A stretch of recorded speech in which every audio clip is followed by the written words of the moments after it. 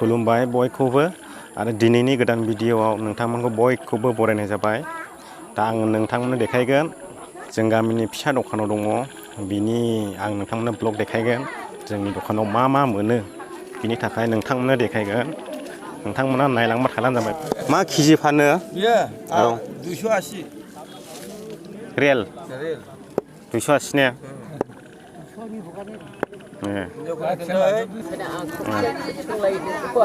बेयो मैथा बेसेबां मुथा इयो मादै? थाइबा। ओमफ्राय बेयो खाख्लौ बिजौआ 10 थाखा।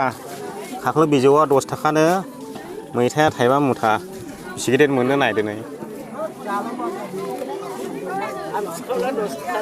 आरो खाख्लौ बिजौ 10 थाखा मुथा। बाहाङाव बेसे बाजै लेम्बुआ?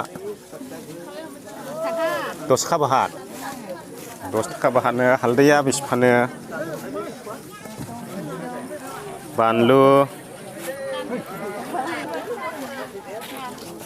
बे जाबाय गय बाहागाव 10 थाखा।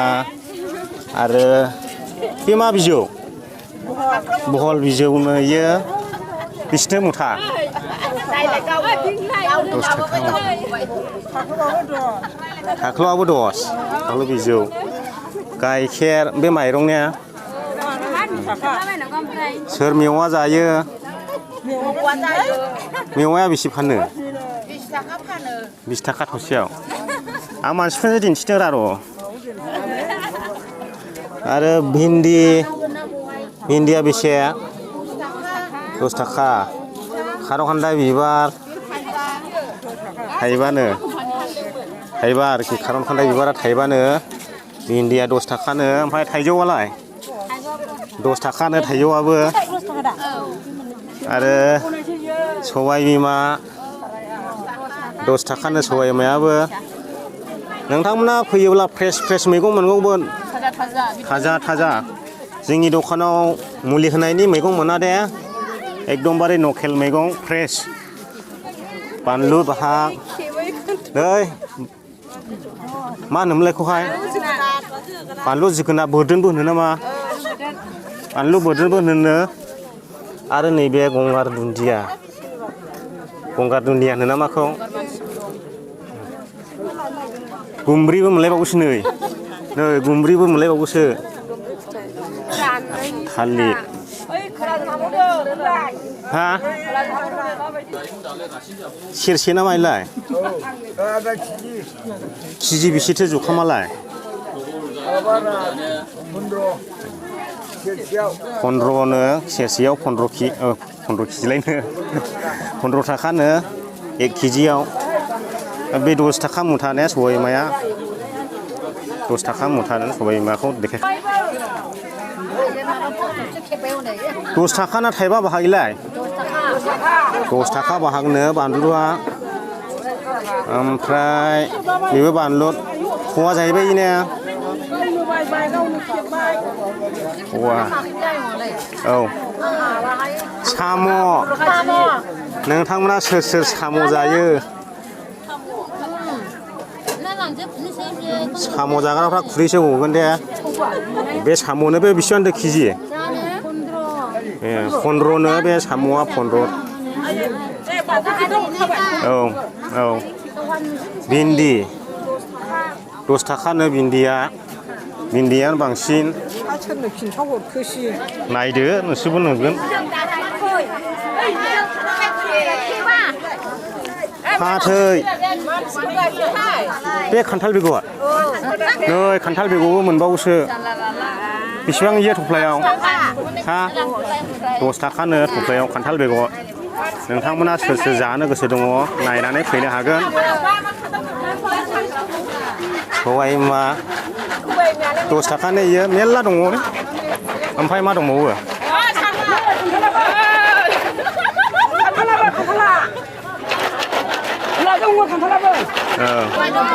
आमखराया बेसेबां मुथा? 10 थाखा मुथा। 10 थाखा मुथानो आमखरायाखौ नायनो हागोन नोंथांमोना। फ्रेस माल दे बे मुलि होनाय नङा। नोंथांमोननि टाउनावथ' मुलि होनायल' मोनजायो। जोंनि लकेलावहाय फ्रेस मोनजायो बिना मुलियावनो मैगं जानो गोसो दङब्ला नोंथांमोना फैनो हागोन लांफैनो हागोन आं दा दखाननि टाइमखौ नोंथांमोननो खोन्थागोन बानलु गोरान सामब्राम गय फारसेनिफ्राय मोनजोबो जोंनि दखानाव औ मा बिलाय साना 12 बाजानो बेनै बेसे फानो बागि फान्थावखौ 10 थाखानो थाइसेयाव 10 थाखा नैयो नायनो हागोन सोरबा टाउनाव थाग्राफ्रा मोनजाया दे नुब्ला लुबैगारगोनसो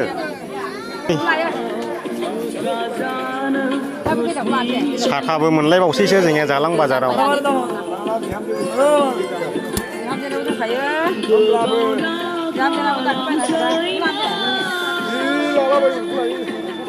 गोजानाव थांनांनायनि गोनांथि गैलाया बेयावनो मोनजोबसै बेसेबां बाहागले नाथुरनालाय 20 थाखा बाहाग नैयो नाथुर दिनाय नो दाखौ नाथुर दिनाय 20 थाखा बाहाग नैयो बिदिनो नाफोरबो मोनगोन ना फैयाखौ फ्रेस मैगं थाइगं मा नांगौ मोनजोबगोन नोंथांमोना बे दखानाव आं नोंथांमोननो देखायबाय नोंथांमोना नायलांबाय थानो हागोन आंनि उनथिं आं बाजार गेजेर हाबगासिनो दा आं मैगंफोरखौ नायजोबखांबाय बेनि उनाव बैथो मानसियालाय माथो खिबो जानो हाबाय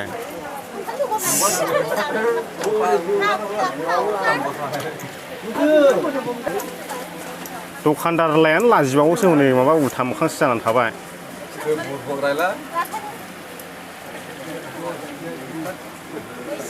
आसोला लाजिबावबाय केमेराखौनो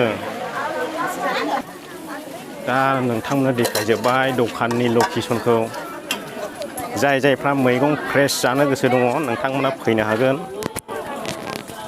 लांफैनो हागोन आरो जोंनिया दखानदार सासे दंबावो नै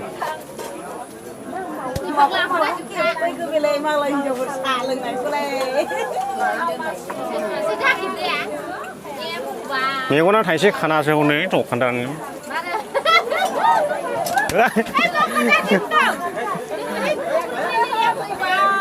ओरैबायदि बिहिर जाखायो आरो जोंनिया बेलासि समाव 4टा टाइमनिफ्राय जायो जुदि नोंथांमोना गामियारिनि लकेल मैगं फ्रेस जानो लुबैदोंब्ला नोंथांमोना फैनो हागोन लांफैनो हागोन दखाना बेलासिनि 4टानिफ्राय स्टार्ट जायो माने जोंनियाव जालाङावहाय एसे दखाना देरबावब्ला साबसिन जागोन ना नैबे बाजौ जारौनि दखान थाखोमारो रा दखानदारा लाजिनानै नै आरो ओरैहाय साथा दखान साथाबो मोनलायबावसैसो गोजानाव थांनायनि जिखुनु गोनांथि गैले दिनैनि ब्लग भिडिअखौ आङो बेयावनो दोनथ'नाय जासिगोन लोगोफोर जुदि नोंथांमोना मोजां मोनदोंब्ला लाइक होदो आरो आंनि चेनेलाव बोरैबाफोर गोदानै हाबसनबायदोंब्ला चेनेलखौ साबस्क्राइब खालामदो बाय